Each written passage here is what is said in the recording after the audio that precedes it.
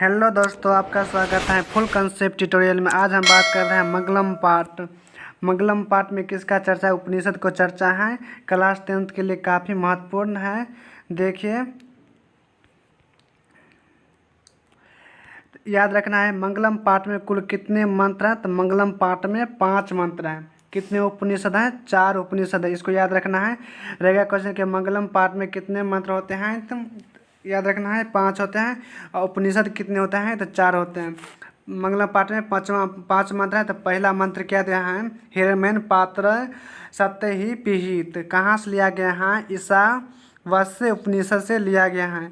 इसको याद रखना। हिरण्यन पात्र सत्य पिहित कहाँ से लिया गया है? ईशावास्य उपनिषद से लिया गया है। 1 नंबर में ये क्वेश्चन 5 मंत्र में से कोई एक पूछता है। आगे दिया है दूसरा मंत्र अर्धयान महत्वमह्यान। कहाँ से लिया गया है? कंठो उपनिषद से। याद रखना है अर्धयान महत्वमह्यान कहाँ से लिया गया है? कंठो उपनिषद से लिया गया है। तीसरा मंत्र है सत्यमय जयंती। सत्यमय जयंती नाहित नाहिंत कहाँ से लिया गया? मुंडको उपनिषद से लिया गया है। ये भी 1 नंबर में पूछता है। VBI ये भी है। चौथा मंत्र क्या है? यथानंद सत्यानंद मानस समुद्र कहाँ से लिया गया है? मुंडको उपनिषद से लिया गया है। याद रखना है। अगला क्वेश्चन है वेदा हेमंत पुरुष महंतम। वेदा हेमंत पुरुष महंतम कहाँ से लिया गया है? श्वेतांबर स्वर उपनिषद से लिया गया है। याद रखना है श्वेतांबर उपनिषद से लिया गया है। अगला देखते हैं पहले मंत्र में किसका चर्चा है? सत्य का। पहले मंत्र में किसका चर्चा है? सत्य का। दूसरे मंत्र में किसका चर्चा है? आत्मा का। इसको याद रखना है।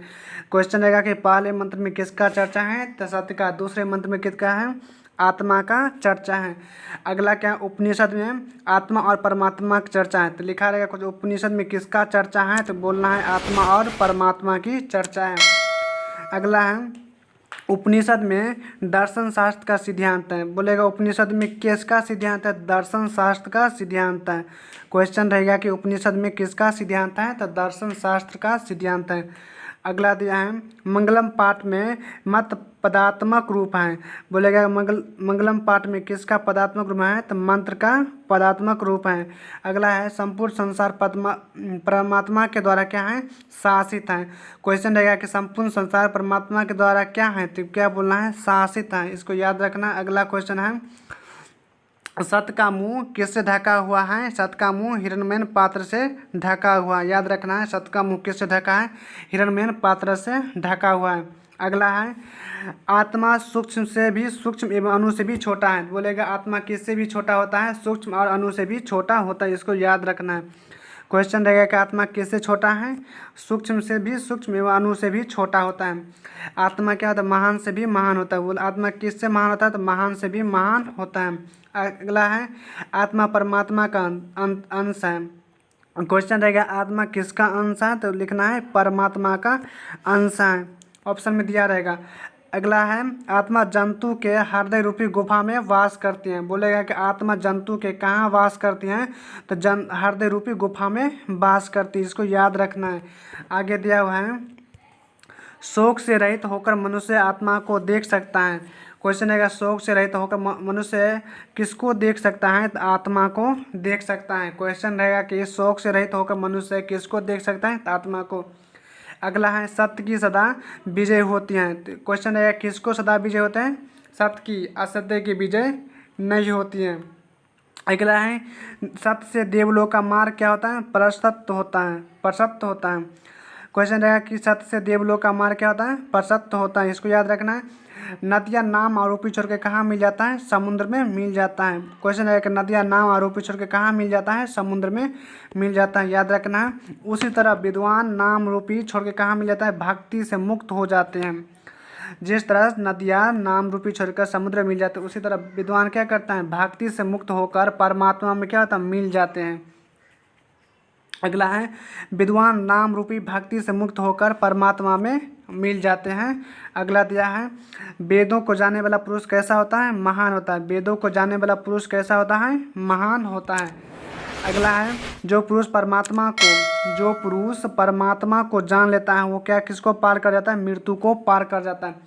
जो पुरुष परमात्मा को जान लेता है किसको पार कर जाता है, मृत्यु को पार कर जाता है। अगला है परमात्मा को जानने के अलावा मुक्ति पाने का कोई साधन नहीं है। क्वेश्चन रहेगा कि परमात्मा को जानने के अलावा मुक्ति पाने का कोई साधन नहीं है, यही याद रखना है, मुक्ति। इसका आंसर क्या आ जाएगा, मुक्ति। आगे हम देखते हैं मंगलम पाठ। क्या लिखा है, मंगलम पाठ। मंगलम पाठ का क्वेश्चन देखते हैं। मंगलम पाठ का वर्णन करें, तो मंगलम पाठ का वर्णन करते ये सब क्वेश्चन आपको एग्जाम में आएगा। क्या लिखा है, मंगलम पाठ में कुल 5 मंत्र हैं। क्वेश्चन में क्या है, मंगलम पाठ का वर्णन करना है। तो मंगलम पाठ में कुल कितना मंत्र है, 5 मंत्र हैं। ईशावास्य कंठोपनिषद, मुंडकोपनिषद, श्वेताश्वरो उपनिषद से लिया गया है। मंत्र कहाँ से लिया गया है, ये इससे लिया गया, सब उपनिषद से लिया गया है। इस पाठ में सत्य, आत्मा और परमात्मा के बारे में चर्चा है। मंगलम पाठ में किसका चर्चा है, सत्य, आत्मा और परमात्मा के बारे में चर्चा है। इस पाठ को पढ़ने से परमात्मा को प्रति श्रद्धा उत्पन्न होती है। मंगलम पाठ को पढ़ने से क्या होता है, पढ़ने से परमात्मा के प्रति श्रद्धा उत्पन्न होती है। आध्यात्मिक खोज के मन उत्सुकता पैदा होती है। याद रखना, इस क्वेश्चन को याद करना है, बहुत इंपॉर्टेंट क्वेश्चन है। आगे देखते हैं क्या दिया है, मंगलम पाठ के आधार पर सत्य की महत्ता पर प्रकाश डाले। इस पाठ में महर्षि वेद व्यास जी सत्य का वर्णन करते हुए कहते हैं, इस पाठ में महर्षि वेद व्यास जी ने सत्य का वर्णन करते हुए कहते हैं कि सत्य की हमेशा विजय होती है और असत्य की विजय नहीं होती है। किसने कहा है, महर्षि वेद व्यास जी ने कहा। सत्य बोलने वाले का जीवन बिल्कुल साफ होता है, उन्हें मोक्ष की प्राप्ति होती है, क्योंकि देवलोक का रास्ता सत्य से ही खुलता है। याद रखना, इस क्वेश्चन का भी याद रखिए, ये भी बहुत इंपॉर्टेंट क्वेश्चन है। आगे देखते हैं, आगे दिया हुआ है आत्मा का स्वरूप क्या है। तो पाठ के आधार पर स्पष्ट करें। तो उपनिषद में आत्मा के स्वरूप का एक बहुत ही अच्छा वर्णन है। उपनिषद में आत्मा के स्वरूप का बहुत अच्छा वर्णन है। आत्मा मनुष्य का हृदय रूपी गुफा में रहती है। आत्मा सूक्ष्म से भी सूक्ष्म होती है और महान से भी महान होते हैं। इसके रहस्य को जानने वाले परमात्मा को पाता है। इस क्वेश्चन को याद रखना है। क्या लिखा है, आत्मा का स्वरूप क्या है, पाठ के आधार पर स्पष्ट करें। आत्मा, उपनिषद में आत्मा के स्वरूप का बहुत अच्छा वर्णन है। आत्मा मनुष्य के हृदय रूपी गुफा में रहता है। आत्मा सूक्ष्म से भी सूक्ष्म और महान से भी महान होता है। इसके रहस्य को समझने परमात्मा को क्या होता है, पाता है। अगला क्वेश्चन, उपनिषद को आध्यात्मिक ग्रंथ क्यों कहा जा गया है। क्या लिखा है, उपनिषद को आध्यात्मिक ग्रंथ क्यों कहा गया। उपनिषद को एक आध्यात्मिक ग्रंथ कहा गया है क्योंकि इस ग्रंथ में ब्राह्मण और आत्मा और परमात्मा का वर्णन। याद रखना है, उपनिषद को आध्यात्मिक ग्रंथ क्यों कहा गया है, क्योंकि इस ग्रंथ में आत्मा और परमात्मा के बारे में वर्णन। अगर हमारी वीडियो आपको अच्छी लगती है तो हमारे वीडियो को लाइक, कमेंट एंड सब्सक्राइब जरूर करिएगा।